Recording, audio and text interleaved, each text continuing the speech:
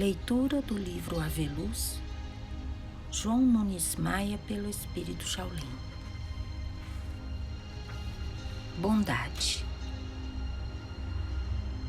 Judas Tadeu, de certo modo, era um homem viajado. Conhecia muitos lugares. Quando rapazinho, de uns 14 para 15 anos, acompanhou seus tios a uma excursão que se tornou inesquecível para ele. Saíram de Magdala, onde moravam os tios, e foram margeando o Rio Jordão até Jericó. Daí a Betânia, Jerusalém, Emaús, Lida, chegando ao fim da linha, que é o porto de Jope, no grande mar Mediterrâneo. Tadeu, pelos anos que tinha, não deveria ter o corpo que possuía. Era exagerado no tamanho. O porto para ele significava um encanto. Teve a oportunidade de ver embarcações de outros países e pessoas com diferentes costumes, vendendo e comprando objetos que ele nunca sonhara existir. Mulheres de outras terras, de formosura incomparável, vestimentas diferentes e linguagem que ele ignorava. Os estrangeiros mais frequentes eram os gregos e os romanos. Os tios de Tadeu ficaram em uma estalagem muito sua conhecida, pelo ramo de comércio que exploravam, mas Tadeu parava pouco na pensão, aproveitando o que Jope oferecia de estranho para se divertir. Em certa hora de distração pelas ruas de Jope, deparou-se com um velho que estava bem posto em roupagem oriental. Pelo seu aspecto, notava-se sua posição como mago. O ancião olhou para o rapagão e acenou com a mão suavemente. Tadeu, curioso, aproximou-se do mago e perguntou: "Senhor, que queres de mim?" O homem indicou uma cabana e pediu para que o seguisse. O jovem, meio temeroso e assustado, entrou em uma nave improvisada. O ancião deslizou uma cortina como porta e acomodou-se em um coxim de sedas coloridas. O menino assentou-se acanhado, olhando para o Senhor. Pergunta seu nome. O velho, delicado, respondeu: "Meu filho, o meu nome é Basílio. Tenho 98 anos e nunca me esqueço do amor de Deus às criaturas.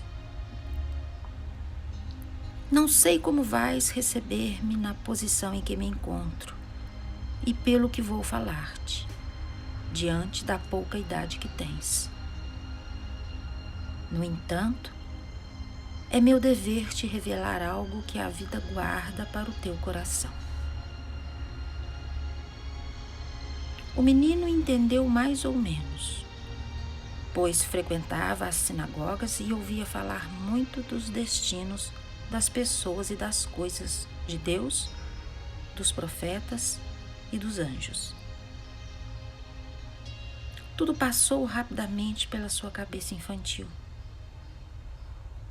O homem sereno descobriu em sua frente um volume que brilhava mais na claridade. Era um cristal muito polido e bonito. Tadeu nunca tinha visto antes uma beleza daquela.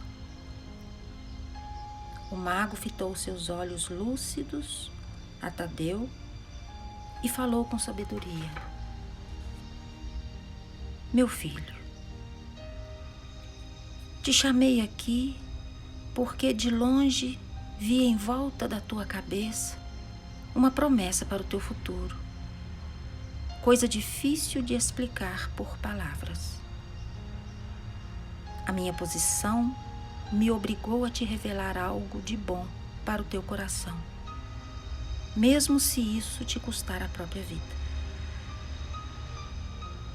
Fechando os olhos, pôs as mãos bem devagar sobre a pedra. Falou algumas palavras estranhas e o menino viu, assustado, desenrolar-se a vida de uma pessoa desde o nascimento em uma estrebaria até a morte, pendurado no madeiro em um monte.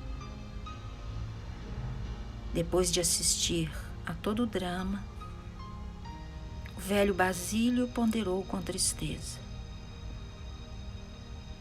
Meu filho, viste tudo? Pois tu és um desses que vai acompanhar esse mestre. Ele vai te chamar para seu apostolado. Ele é a luz do mundo que veio nos salvar. Ele é o Cristo anunciado pelos antigos profetas. Podemos chamá-lo de Pai na ausência de Deus, se é que sentimos a sua ausência de vez em quando. O rapaz, movido pelos sentimentos de bondade, chorou quase aos soluços e o velho Basílio acrescentou: chora, meu filho, chora, para que essa advertência não saia da tua mente e quando encontrares esse personagem divino, acompanha em todos os seus acertos e sejas portador da sua voz, para que os homens entendam esse homem. É o homem do amor. Tornou a cobrir a pedra com delicadeza. Serviu um doce de figo para o menino, pegou sua mão e saiu de novo pela rua dizendo: queres ouvir um conselho, Tadeu? Sim, Senhor, quero. Quero ouvir muito do Senhor. Então não digas nada do que viste e ouviste de mim, porque a vida tem segredos dispensados a poucos e que exigem silêncio aos ouvidos de muitos. Deu um sorriso e terminou: vai, meu filho, vai à procura dos teus, que já devem estar impacientes com a tua demora. Vai, Tadeu.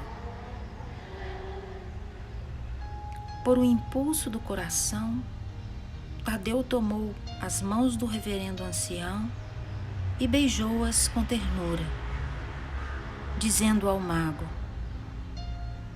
Deus te pague, meu velho. E saiu correndo para a estalagem onde estavam os tios. No meio do caminho é que se lembrou de que não havia falado o seu nome ao velho. E como ele me chamou pelo nome? Mas logo isso passou, porque as crianças se distraem facilmente. E encontrou-se com os parentes na porta da casa, já aflitos. Passaram-se os anos.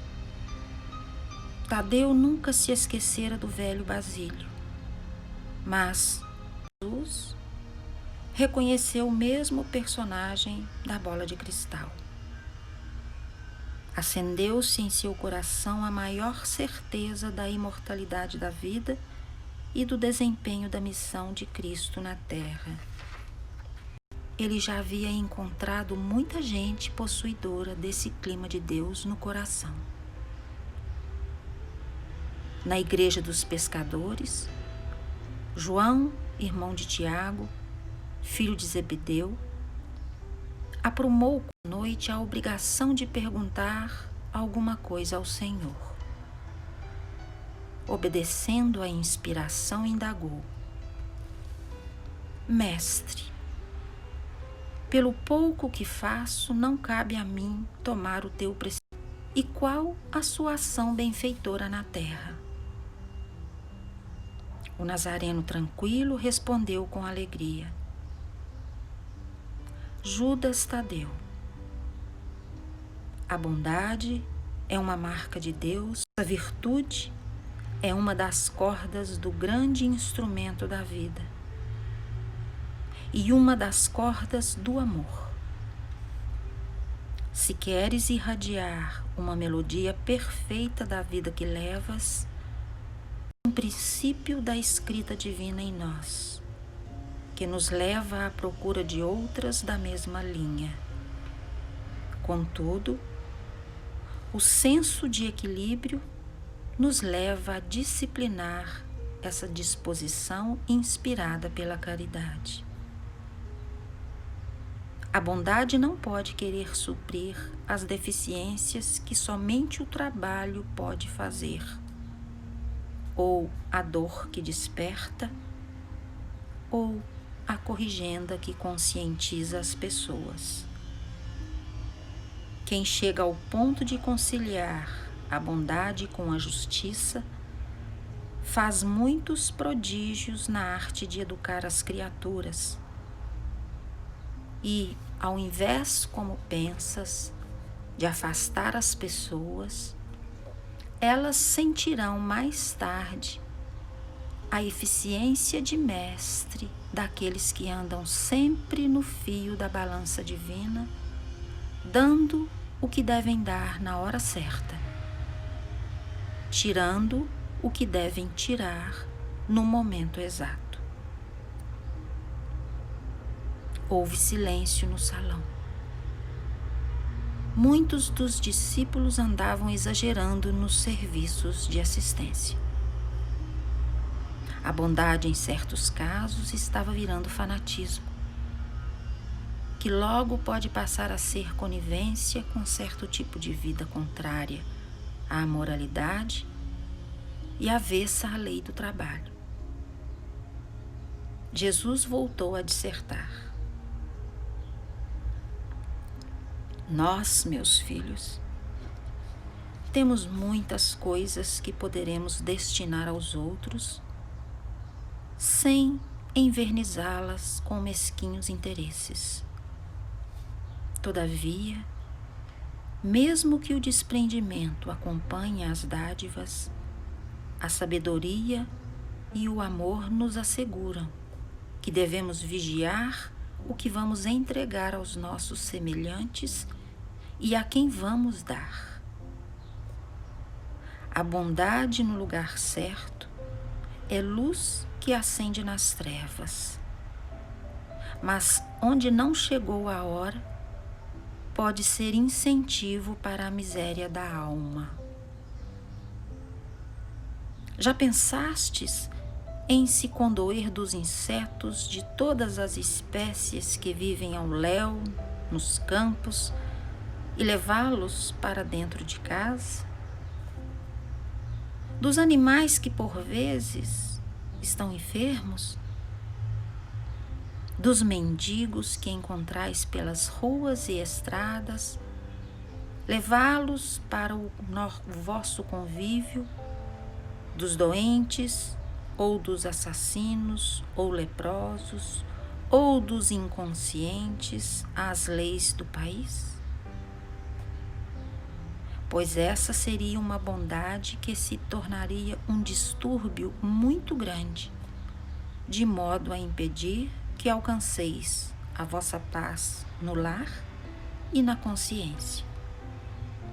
É muito grandioso ser bom, mas é muito melhor saber ser bom pelas linhas da fraternidade e da razão objetiva. Não estou querendo que esmoreçais na aquisição dessa virtude iluminada por excelência, porém que aprendais a dignificar a Deus pela inteligência que Ele vos deu, amparada pelos sentimentos. É bom que não passeis para nenhum dos extremos da sabedoria e do amor, porque nas margens sempre encontrareis desequilíbrios. No centro das correntezas dos rios, as águas são mais puras. Após ligeira pausa, Jesus prosseguiu. Tadeu, se encontraste muita bondade nos teus caminhos, e estas facilitaram o teu bom desempenho, sê grato aos teus benfeitores, não com palavras, pois nem sempre eles podem ouvir, mas sendo bom na mesma temperatura da bondade que recebeste. Fica sabendo que toda virtude desordenada é ninho de serpentes para o futuro. Por isso é que meu Pai que está nos céus me enviou a vós, para que fundasseis na terra um educandário onde podereis, com a ajuda da boa nova que vos trago da parte dele, equilibrar as vossas emoções e enobrecer as vossas ideias, controlar os pensamentos é iluminar a fala. Todas as virtudes que ensinamos já são largamente conhecidas na terra, pois os profetas e os sábios as espalharam por toda a parte. Mas a boa nova de Deus é o educador comum que propicia com mais amplitude disciplina para todas as virtudes.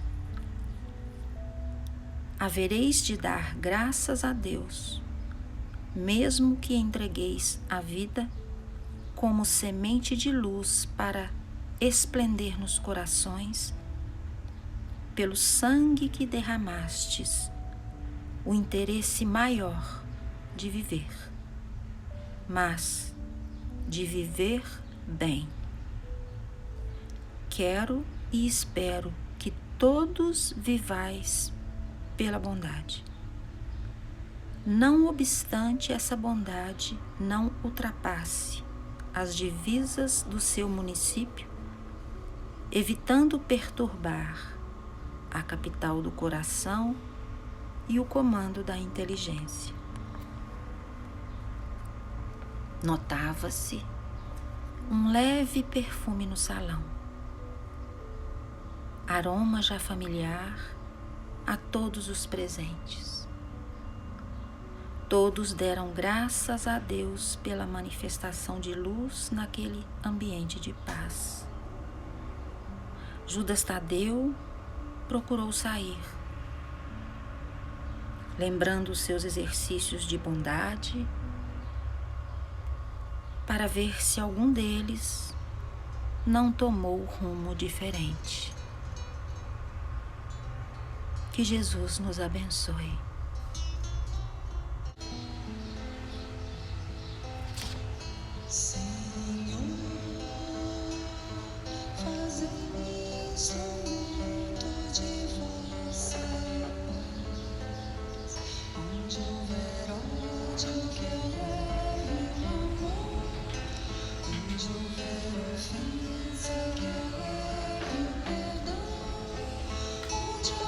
Discórdia que eu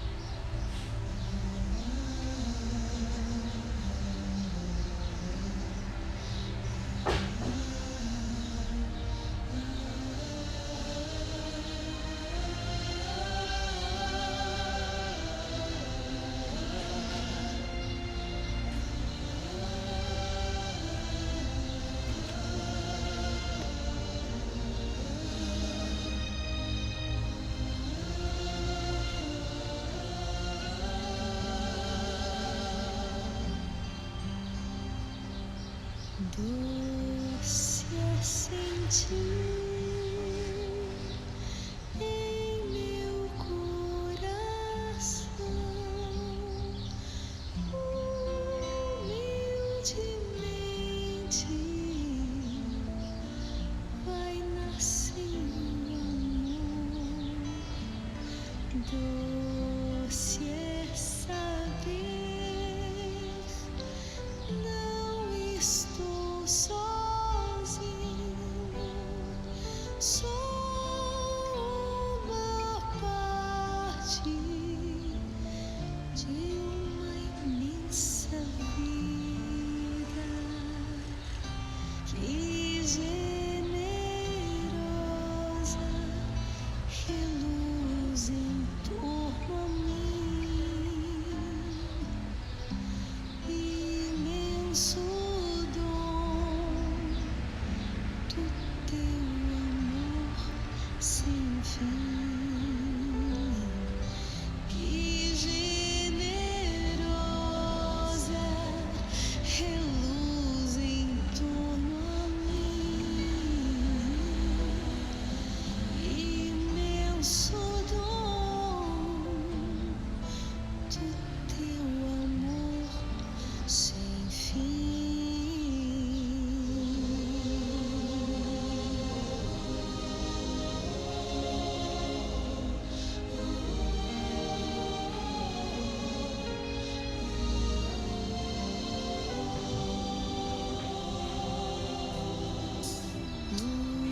O céu nos deste e as estrelas claras, nosso irmão sol, nossa irmã lua, nossa mãe terra, com frutos, campos, flores, o fogo e o vento, o ar e a água pura, fonte de vida de tua criatura. Que generosa reluz em torno a mim, imenso dom do teu amor sem fim. Que generosa reluz em torno a mim, imenso dom do teu amor sem fim.